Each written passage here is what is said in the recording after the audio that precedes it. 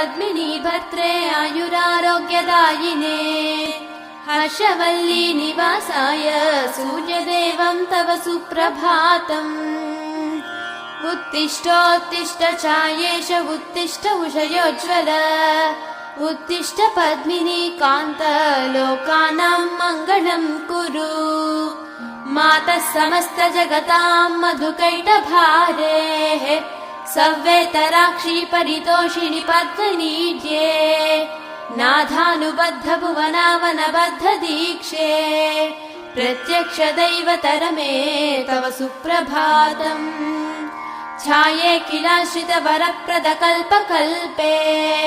विस्वाप्तधाम निलयामल दिव्यभासे आयाहि शीघ्रमघनासिनि संश्रितानां